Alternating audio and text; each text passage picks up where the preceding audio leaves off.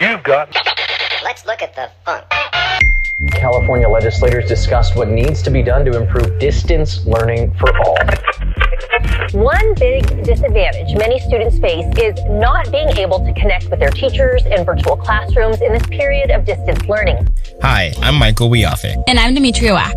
Welcome to PolicyWise. Although connectivity to broadband has become an increasingly important factor of our society, COVID-19 has made us even more reliant on connectivity for living our daily lives. School for many young people, including myself, working from home for professionals, telehealth for those in areas with less healthcare available, let alone an informed citizenry. Miles from the heart of Silicon Valley, where some have no internet at all. I'm trying to get complete. Inability to get students online is creating a digital divide. Digital divide. The digital divide. Digital divide. The phrase gained traction after a photo of two kids outside a Taco Bell or length some have to go to just to get online. We have populations in California with limited access or no access at all to the internet that we all rely on, particularly low-income and underserved communities, rural communities, and communities of color having some of the largest challenges with accessing broadband, among others. And COVID-19 has further exacerbated this issue. Luckily today, we have some incredible public servants dedicated to addressing these issues, Sunny Wright McPeak and Prince Ogidibe. Sunny is the president and CEO of the California Emerging Technology Fund that works to close the digital divide in California. Thank you, Demi. We at the California Emerging Technology Fund have a mission assigned to us by the California Public Utilities Commission to close the digital divide in California. CETF is a very unusual organization in the country in that we were directed to be established by regulators out of corporate mergers in 2005, but we are a statewide nonprofit that legally by state statute have to report annually to the legislature through the CPUC, but the California Public Utilities Commission has no other say in our operation. So a pretty unique organizational structure. And we are so delighted to be here on PolicyWise to join you and Prince in a conversation. Thank you so much, Sunny. Prince, would you like to introduce yourself? Well, my name is Prince Ogidipe, and I'm from Nigeria, as I stated earlier. I moved here in 2010 and have been going to school here ever since. Graduating from Cal State San Bernardino in 2019 with a degree in biological psychology and communications. Now I have a new goal of attending law school one day. Currently, I work for our new majority leader, Eloise Gomez Reyes. So it's been a great opportunity. I'm in charge of issues such as housing, homelessness, poverty, faith-based, and also arts, and most importantly, senior citizens. So it's been a great honor so far. Just working for the community. It's everything that my heart kind of tells me to do. So I'm really happy to be in this field right now. Well, you both have incredible backgrounds and are so modest, but that's okay. We appreciate the humility with all of the things that both of you have accomplished. And we're so excited to have you both here for the conversation. So as we know, we're here talking about broadband and connectivity. And it is extremely important to our daily lives. We're doing this through it. I don't know life without it, completely honestly. And I think a lot of those in our generation, especially those who are younger than I, have lived their daily lives connected to the internet and probably don't know life without it as well. So Sunny, this has been top of mind for some of our highest elected officials. President-elect Biden has a plan to address this challenge. Governor Newsom signed an executive order just a few months ago in order to push closer to closing the digital divide. Today I want to talk to you about distance learning. The California Emerging Technology Fund, when established in 2005 by the California Public Utilities Commission, was given this very broad mission: go close the digital divide. The issues of equity, the issues of access and availability of laptops, computers, and screens, issues of connectivity as it relates to internet, broadband, all of those issues vexing, even on the natural. In fact, what they really said is bridge the digital divide. And from the very beginning, we threw that word out and said it actually has to be closed. Under the circumstances, made more acute and more foundational in terms of our ability to not just promote the promise of education during this time, but to actually deliver on it. In the sense of we've got to get everybody the same opportunity to participate in the digital world, in the digital economy. 2 weeks ago, a survey of parents found that 50% of low-income families and 42% of families of color in California are worried about distance learning because they don't have a personal device at home. We have always called digital access a 21st century civil right. I want to start there because that's where we finally, I think, are having the appropriate conversation in this country. But we're going to need to quadruple down on what we're doing in order to get where we ultimately all need, recognize where we need to go. What we know in California, which is true also across the nation, but more emphasized, more highlighted here because we have a younger population and a poorer population than any other state, and we're the most populous. So 40 million people and 22% are digitally disadvantaged. 12% are not online at home at all, either because they're in rural remote areas, including our 109 federally recognized tribes, or they live in high poverty urban neighborhoods and also don't have access.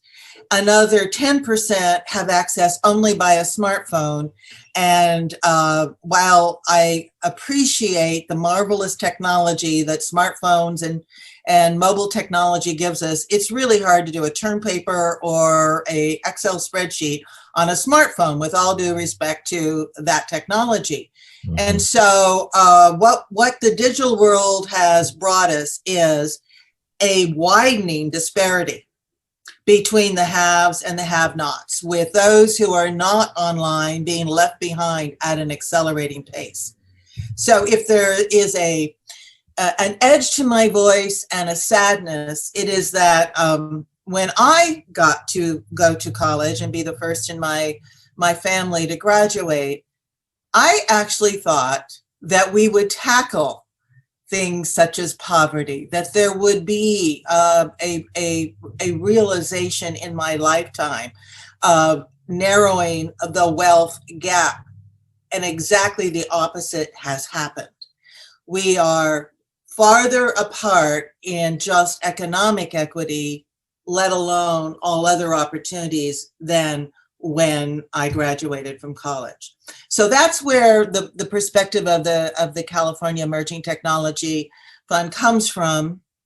As you have noted, you, Michael, and Demi, we have this unique opportunity because the COVID-19 pandemic absolutely spotlighted not just the digital divide, but we say illuminated a digital cliff. A digital cliff where we've got more and more people falling off into deeper poverty, greater isolation. And if this is not the time for a call to action around digital equity as a 21st century civil right, as John Robert Lewis noted, as has now been recognized by the president-elect and Governor Newsom a year ago called for broadband for all. And so I think we're at that tipping point. Well, exactly. And thank you, Sunny, for outlining that for us. We definitely feel it differently as a generation, I think. And the digital divide is especially, my dad actually told me the story just a week ago, back when I was home. And he was talking about how he brought the first computer home. And I was probably like 5 or 6 years old. And we used computers at school. And he said the first time brought a computer home, he was really proud of it. I guess spent a lot of money on it. And he said within a week, the first thing I said to him is, "It's too slow." And he was looking at me like, what are you talking about? This is the fastest computer I've ever used. And so, because I was used to computers at school, I thought that the computer at home was far too slow. Um, but before we dive into topics a little bit deeper, Prince, would you like to tell us how this issue, how do you see this issue, and how do you see it affecting some of your peers in your community? Absolutely. Well, first of all, my experience with all things computers and broadband really only started when I moved to the U.S. So that's another kind of frame of reference that I come with. I come with not having that experience to having it, and then to also being a part of those people that are kind of facing that difficulty of the digital divide. So first things first, just I remember growing up, and there's this curiosity as a kid that you have to want to know something. So the simplest thing to do would be just Google it. Now I realized that the idea of just Google it did not become a thing for me until about maybe 2012, and I moved here in 2010. Before that, if I ever got curious about anything, maybe I would ask an adult, and then that's about it. So when I got this idea of just Google it, and I would do that, I would find so much stuff. That's how I got learned all these things about America. And then you go to school, and now you're supposed to do research and things like that. Then I realized that I can only do my research at school, because if I go home, there's no research to be done. There's no possible way to do it. So that was my first kind of glance into the fact that, okay, maybe technologically we might be starving. So moving forward, as I got older and then got more involved in school, I then realized that there was the idea of broadband and everything. It also poses a big threat / crutch to education in itself. Education was something that was very important to me, but for something like connectivity and the internet to be the reason why a student does not get the proper education that they deserve. And it's not that they just want to get a handout. They actually are looking to earn this education. And so it became concerning for me. So as I moved forward, I started to realize that was an issue that I needed to bring highlights to. And then I saw disparities between communities, and for something as simple as just connecting to the internet. And that's where it struck me the most. And then at some point, I realized that it was, in fact, an intergenerational issue. All of us are we're supposed to come together to fight this divide that we and close that gap. So at my job currently, I told you how I work with seniors a lot of times. So when I speak to seniors, there'll be some things like, okay, I'll be like, oh, let me email you this form, and then you can just fill it out and send it right back to me. Well, that possibility is not there. So then I see how, okay, if that possibility is not there, then I'm kind of having to, maybe I got to mail it, or maybe I got to physically deliver that. So now it literally affects the amount of your time that, that we barely even have. So that's where I started seeing how this issue of digital divide is affecting lives every single day by the minute. And so that's kind of where my background in the issue comes. So Michael has been so amazing to include me in conversations revolving around broadband and things like that. So it's definitely very nice to now be a part of potentially that solution. And so that's where I will leave my opening statements for the time being. Mentioning like I'll just Google it factor. I was thinking about that this morning, because I'm really interested in like education policy, and I was thinking about, we have like our formal education, but we also have, all these forms of informal ways that we learn things. And I was thinking like, I was really like just raised on Google. Like any job that I've ever gotten, anything I've ever applied for had come in the form of first like, how to write a cover letter, how to do a resume, how to email someone and look somewhat professional. All of that is just purely from the internet, and it's such like a stepping stone. And I think we've talked about it a little bit, but just internet and Sunny, I would love to hear your comments on it. But I think the interesting thing is for internet as being like a human, human right, is that it's not just like having access to the internet because of it's the internet, but it really perpetuates all these access to so many more things. So I was wondering if you could comment on that as it being not just like an end, but also means to so many other ends, as well as maybe how, we talked about how this is really hitting hard in communities that are typically underserved, and how maybe have your priorities changed at all since the COVID pandemic hit, and are you putting more attention towards older folks, as Prince had talked about as well? Thank you, Demi. Well, you're so right about how we even use terms such as Google, that a name of a company that actually they ended up with that name as a misnomer for a number, and it is now a verb for what everybody uses as the generic term to use a search engine for the internet, right? A similar term is Zoom, where there are multiple video conferencing platforms, but Eric Yuan, who is the founder of Zoom, is a genius in terms of how he has actually evolved that company. He came out of Cisco that still has WebEx, and they're a little jealous about all of that. So I just comment on even the evolution of our terms, right? And so for CETF, our priorities have always been on the digitally disadvantaged, and we have always looked at the data that drives what populations we serve and how we focus. So seniors have always been a part of the digitally disadvantaged. I will say that all the data shows that real demarcation is now those who are 75 and older. So we've all aged in place, but at 75 and over, and of those, it's only about 1% of the California population, when they're asked, do you want to be online, says, no, I don't care about it.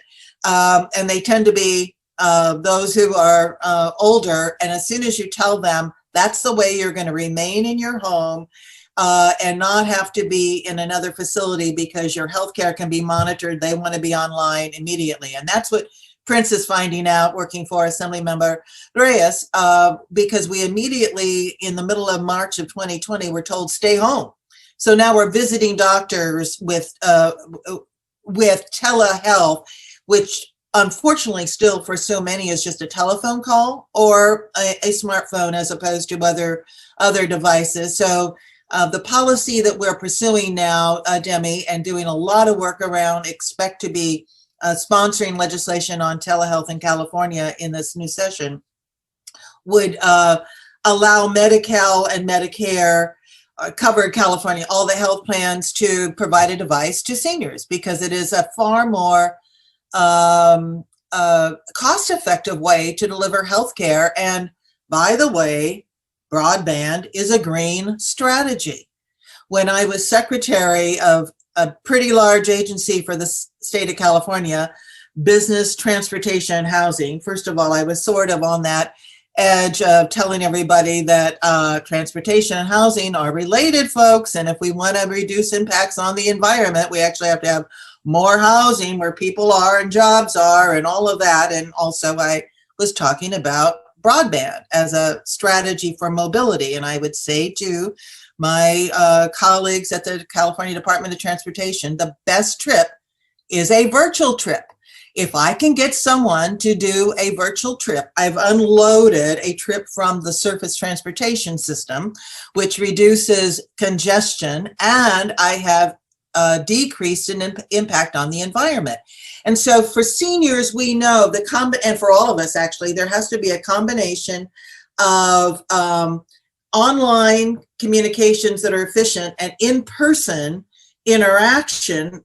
And that is what all the healthcare plans say. So that's where we're going to go for seniors. So we're emphasizing more of some of the solutions that have become obvious during the pandemic, but we haven't taken our eyes off of those who live in very low income neighborhoods and those who live in rural remote. And what we also have found that nobody anticipated, at least I have not found someone who said they engineered the state network of fiber and internet connections to have 13 million households online simultaneously. Mm. So that reality of everybody needing to communicate from their home online at the same time with multiple people, 3, 4, 5 folks, some of, 2 or 3 of them are students who are trying to do distance learning, all talking at the same time has befuddled the technology networks because it matters. What is your end user technology? Is it a hard connection? Is it a wireless connection? How many people are in that neighborhood online simultaneously in the loop? All of that has to be rethought, which is why we focus on that the policy of the state of California has to be to build a network, fiber middle mile, and last mile speeds that are sufficient at any point in time to support distance learning and telehealth. And that the obligation when a company accepts a public subsidy to build is that they continuously upgrade to meet that standard of speed. Thank you, Sunny, for outlining that. I do have a question for both of you. And so, Sunny, you mentioned, I think it was 109. I did write it down. Yes, okay, 109. Federally recognized tribes. I'm going to interrupt just to say, so just appreciate the population of California that is more diverse than any other state. California has more Native Americans. Most of them live in urban areas, although they'll have a cultural connection to their tribe. And Prince works for Assemblymember Eloise. In the Inland Empire, we've got very large reservations, Morongo, Saboba, to just mention, but they're all throughout the state. And we have more Native Americans in California than the population of Alaska. So almost 700,000 Native Americans. So just put that in perspective. When we started the California Emerging Technology Fund, there were more residents offline, 13 million Californians, than lived in the state of Illinois, from which our president came. And we were very, very happy that we finally had a president who could spell broadband. So, President Obama gets elected, and Rahm Emanuel, his chief of staff, goes on talk shows and mentions broadband 3 times. I'm thinking like, oh, this is the second coming. We're actually, here's our time. And there was a lot of pioneering work done. And then we had 4 years of absolute, made no trips to DC in the last 4 years because it was not worth my time. But we did build here. And a part of that is we've done many, many what are called consultations with the tribes that are sovereign nations, asking, do you want to be connected? And what has evolved over the last 10, 12 years is unanimity with more and more tribal leaders recognizing that the connectivity is a way to preserve culture and connections to their relatives, their members who live in urban areas. They go there for jobs, they go there for school. And so we are very fortunate, I think, to have an extraordinary number of tribal leaders in California who, again, are on that cutting edge for the nation. And part of our commitment in terms of funding for broadband legislation is to say we must get all tribal lands, all tribal organizations in California connected if that is their choice. And Sunny, so far, are they choosing to opt in or is they is are. No, yes, Michael, they are. I've never met a tribal leader because, of course, if they're coming to talk with me, they want to be online. I mean, it's almost like it's a self-selecting process. But I will tell you that for the reasons that I just said, because it's so important to preserving culture as a way of connecting to their relatives and their friends and the tribal members, that they want to be online. The federal government makes it almost as difficult as possible to be an applicant. Most of us could not begin to figure out how to fill out an application for federal monies, and tribal organizations are often required to do that separately, as opposed to apply, as a coalition or a consortium, those kinds of things. So they do want to. Here's what I want to actually probe with all of you and Prince.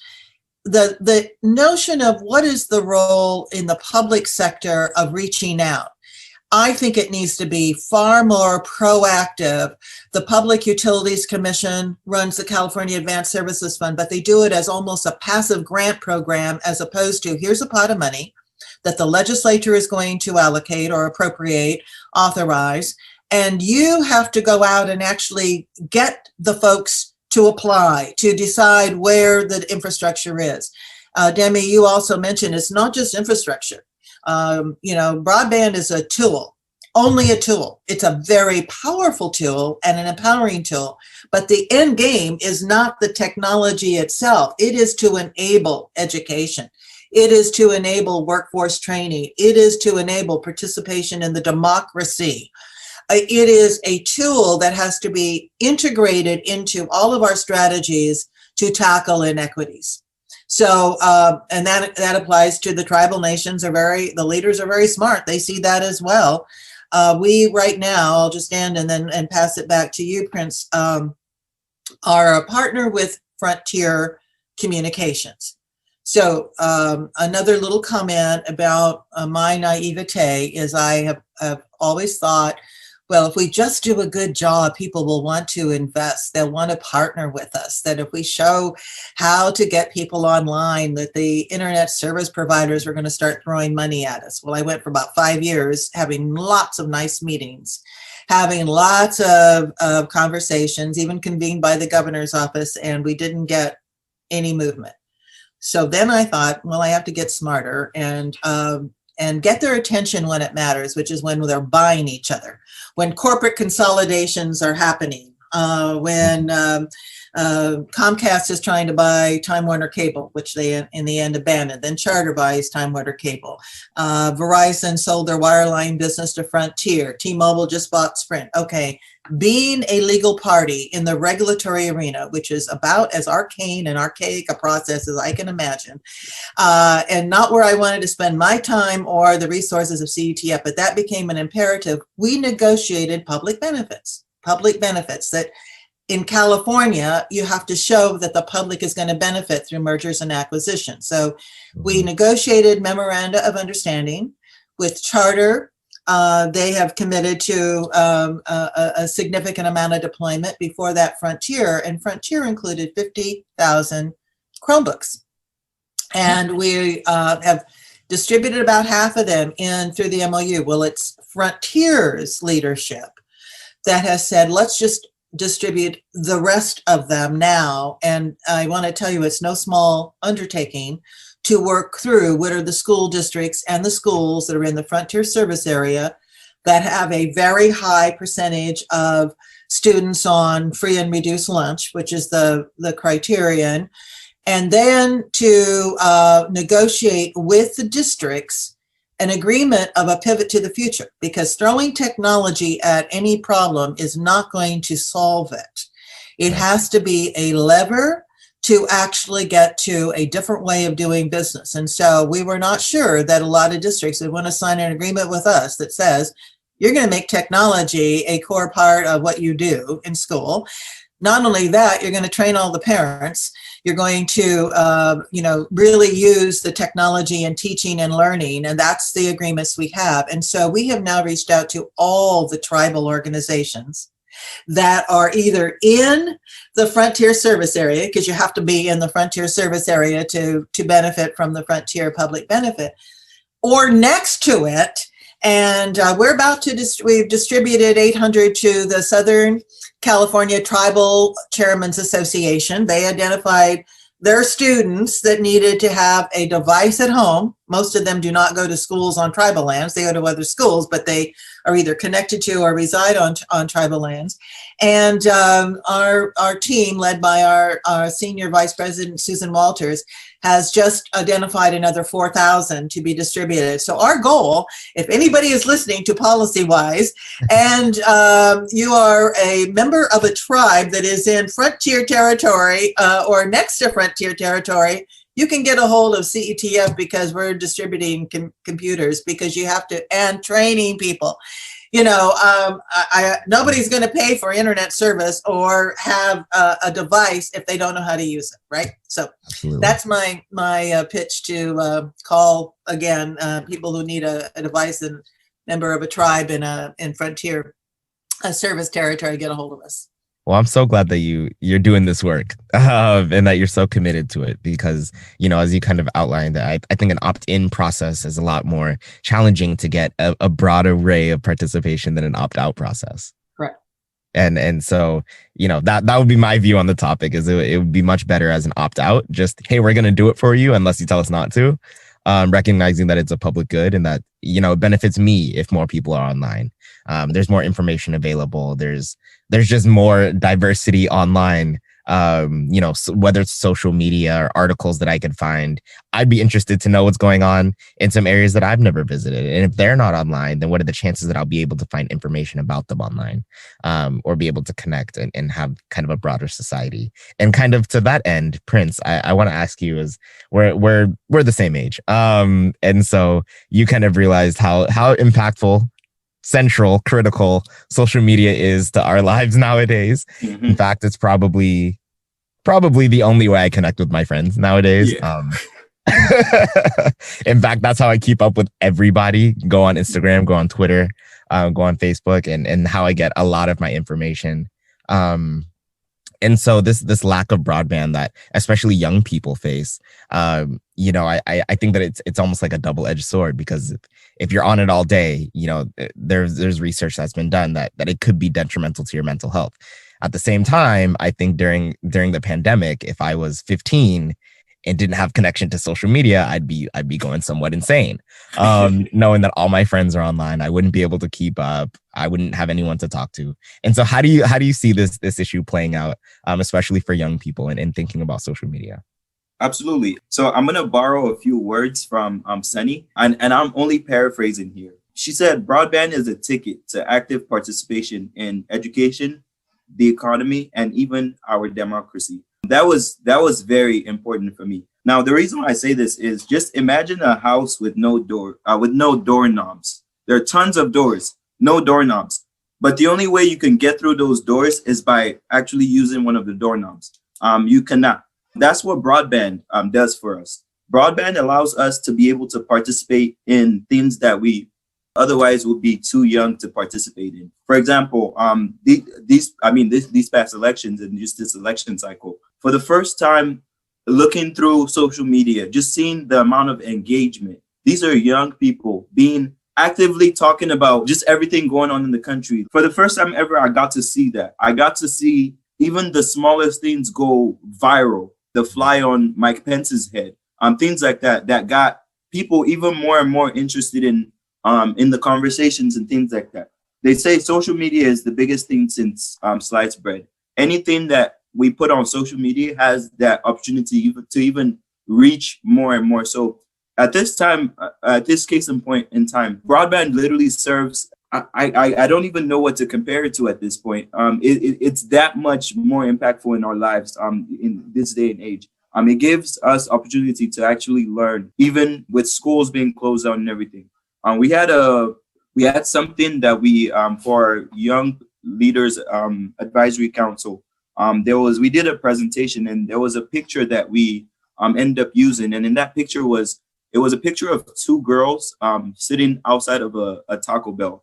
And they had laptops on their laps, and they were working on homework for their classes. Now imagine leaving the comfort of your home to go to, as a little kid, to go sit outside a restaurant just so you can be able to participate in education that's potentially going to change your life. And so it's things like that just kind of like, it bothers me. It just, I wish I could do something about it, just like snap and everything is done. But that's the world we face today. So in order for us to continue being a part of that change, this social media generation, it's we've seen the impact that it is done in terms of organizing, in terms of mobilizing, in terms of protesting against injustices that we see. It's become our way of kind of being almost civil rights leaders in a sense. The social media civil rights generation is just a simple thing as a hashtag.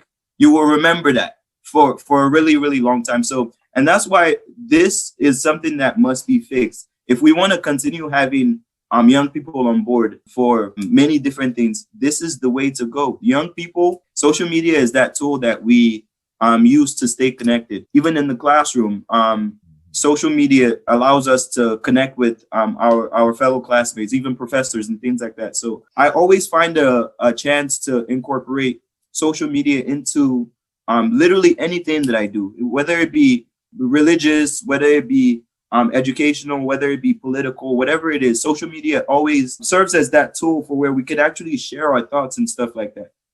What we're doing right now, social media will be responsible for disseminating this information. Oh, yeah. And so more and more, I just see even more an importance in having that. The goal of equity is to not pass up the other sense or give more to others. Rather, it's to level the playing field for everybody. I think everybody deserves in this world to be connected somehow. And so that's just where I stand on it. I think our social media generation is, I mean, we've been told time and time again that we are the future. We are the ones that are going to fix everything for our world and also for those to come. So this is why we need our tool. Social media is our tool. Broadband allows that tool to function. We need that to be fully functional so that we can continue to progress. Yes, social media has its detrimental effects, but that is not the conversation right now. Exactly. I think this past summer, no, let me start off by saying that I've been engaged politically since 2015. That's when I'll say that was like my political start. To knowing what was going on. I used to post about it and all my friends used to be like, stop posting about it. Nobody wants to see this on their social media. Now in 2020, people are like, please keep going. We need to know what's going on. We need to be able to share this information, especially what was happening with civil unrest this past year in 2020. I think Prince, you might know kind of what I'm talking about here, but I see kind of a lot of police brutality on my social media. That's been common for years. It's not anything new to me. So when I first saw the George Floyd video, I honestly scrolled right past it. I said, here's another, right? It's another day. This is something that's been happening in our community for quite a while. Little did I know that 2 days later, it would be headlines everywhere, everybody posting about it. I was sitting there like, I see this kind of all the time. Mm-hmm. And so I think, 2020 was a year where everybody's kind of frustrations hit the wall. I think things that have been happening for so long just kind of all culminated in one moment where everybody was stuck at home with their phones on Instagram, Twitter, Snapchat, all those social medias for multiple times a day. And we're able to share that information. And for one of the first times, the whole nation cared, right? Because everybody was connected. Everybody was there. This is at a point where more people than ever before are on social media, getting their information online and connecting. And I think that made such a big difference. And I think that's going to be one of the most consequential kind of moments of what the pandemic did, the past 4 years. All of these things all kind of came up. And I think broadband more than ever is going to be extremely critical to what's happening moving forward. Absolutely. I wanted to add just something real quick. I remember mentioning earlier my origins from Nigeria and not having technology, that kind of connectivity and internet and things like that. So fast forward to 2020, we had in Nigeria, I know they were going through the End SARS movement and this special robbery units attacking young people, for being hip and to technology and things like that. And so even those would be issues that I would have never heard about. And mind you, back in my time back there, 10 years ago, we used to not even have the type of stuff to get online. So fast forward 10 years later, being able to actually see these things happen and add to the awareness, it just shows you where the world is going, and that this broadband route, it keeps us, as much as it's had its detrimental effects to behaviors and things like that, it's bringing out almost the best in us. It's making us care about things that we usually would not care about. The Australia fires, where else would we have ever known that there was fires going on in Australia? The connectivity in the world that it really does for all of us, I think, is something that everybody deserves to partake in. Definitely. Thank you. For anyone who's listening right now, what is something that, they can be doing to support more access to the internet for all? As Prince said, it is a civil right. And so it is getting the infrastructure absolutely invested in, because people can't get online. We do not have adequate infrastructure, and also the funding to ensure that they have the digital literacy and the devices to do so. So that is for us at the federal level, we're calling for $100 billion. Mignon Clyburn, who served as a member of the Federal Communications Commission and was interim chair when they actually started tackling poverty. Her father, Representative Clyburn from South Carolina, has really called the tune in terms of who's going to be the next president, and is pushing for a major investment in this field and wants to close the digital divide. And Governor Newsom and the legislature were saying, you better put up about $7 billion and identify it now, and then say we're going to incorporate digital equity in everything that we do. That is why CETF is actually launching a call to action through a digital equity bill of rights. And that is at least a call to action that we can do collectively to raise up this notion through social media that it is time over for what has become another manifestation of the economic divide. That's what the digital divide is, simply another manifestation of the economic divide rooted in systemic racism. And if we do not just make it very clear, we who are a little older than the rest of you young leaders are not yet kicking ourselves to the side. So we're not going to put it all on your shoulders, but we're going to ask you to join shoulder to shoulder in this cause for digital equity. To close, I just want to leave you all with this. Advancing broadband is truly an intergenerational effort. In closing the digital divide, we open up the doors to an equitable future for people to participate actively in our economy and also our democracy. So let's continue that fight. Well, thank you, Prince. And thank you, Sunny, and Nadine also from CETF for joining in and telling us about the Bill of Rights, the Digital Equity Bill of Rights. I was thinking about it earlier as Prince, you were trying to think of something to compare the internet to. I think it's the 21st century light bulb. I a few weeks ago, actually right before the California Economic Summit, the Wi-Fi went out at my house. And first the power went out for just a few minutes, but then it was the Wi-Fi that couldn't come back. And when I tell you that I didn't care about lights, I wanted the Wi-Fi back. Like, I can sit in my room in the dark. As long as I have my internet, I'd be fine. And so I think it's kind of the 21st century light bulb, kind of something that we need in every house. And if you don't have it, then you serve as kind of a clear disadvantage to doing certain things at night. But thank you all for joining us. And Demi, would you like to have the last word? Sure. This has been great. Thank you all so much for being here, and just really insightful and a really great conversation that I think it's one of those things that you maybe just don't even think that like policy can have any control over. But then you realize it's like one of the most important things, and I'm just really, really grateful to get to listen from all of you and to have this conversation. And I'm also excited to hear back from the listeners on what they think, and hopefully get some more people signed up and get some good infrastructure out there. Let's see what happens. Thank you all so much.